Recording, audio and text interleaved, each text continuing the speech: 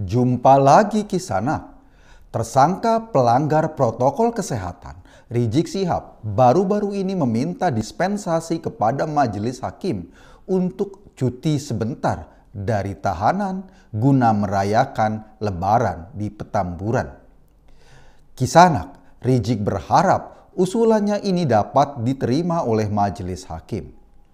Tentu, banyak pertimbangan majelis hakim untuk menolak atau mengabulkan permohonan Rizik tersebut.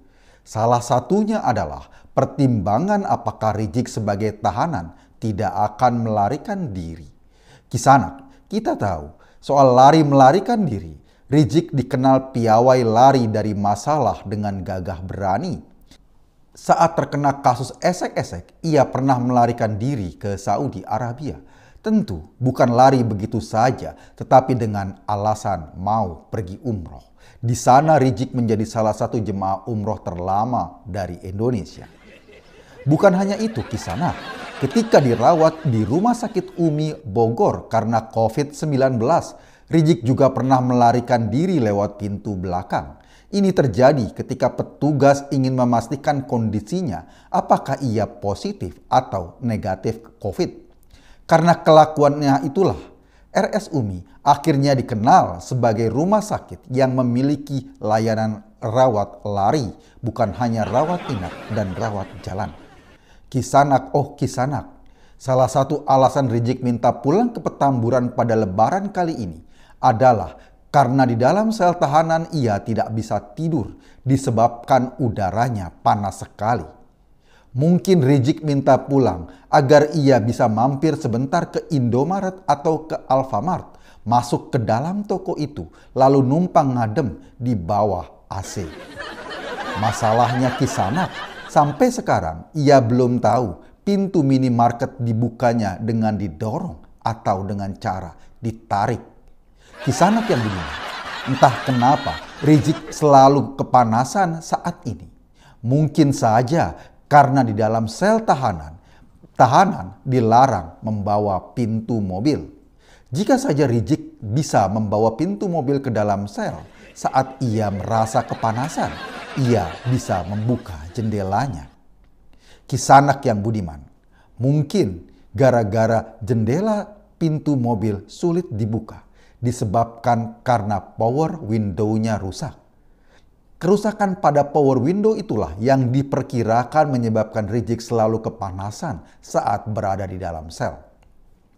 Kisanak yang budiman, dengan kejadian tersebut itu artinya jalan keluar satu-satunya untuk menyelesaikan masalah Rizik saat ini bukan memberi dispensasi pulang ke Petamburan, tetapi yang jauh lebih penting adalah membawa pintu mobil ke bengkel terdekat agar bisa direparasi power window.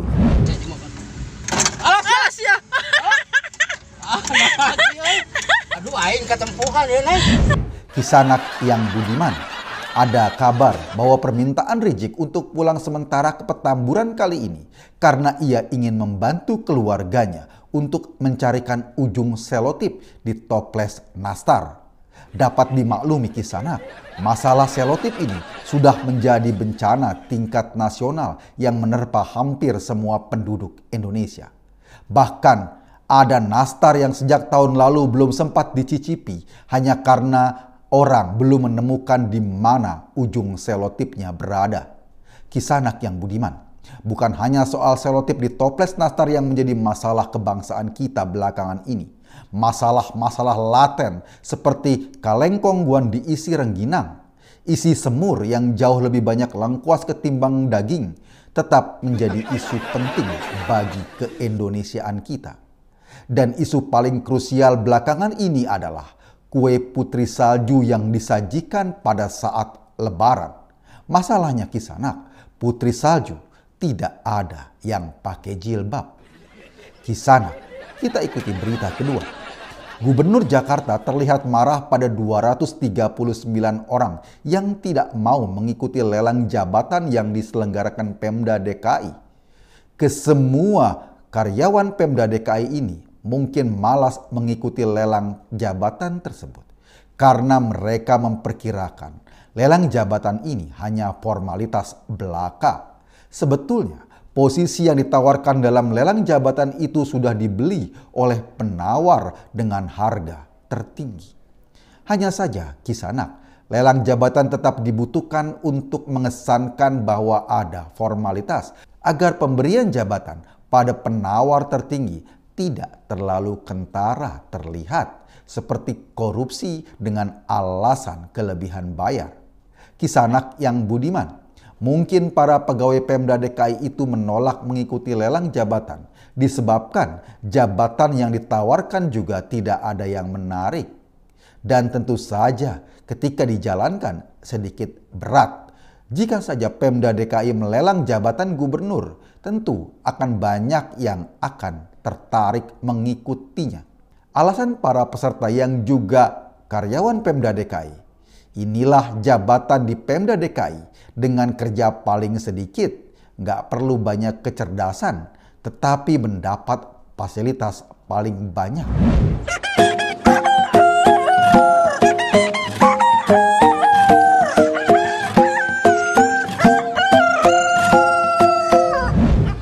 Kisah, Anda sedang berada di channel paling update seangkasa raya.